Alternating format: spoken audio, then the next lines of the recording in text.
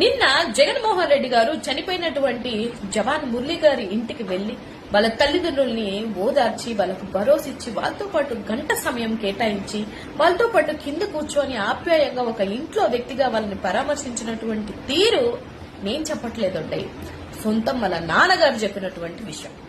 ఇదంతా ఒక లెక్కన పక్కన పెడితే కొంతమంది చిల్లర బ్యాచ్ ఆయనను ట్రోల్ చేస్తున్న విధానాన్ని చూస్తుంటే మాత్రం ఇంత చిల్లర మనుషులు ఎందరా నాయనా అనిపిస్తుంది.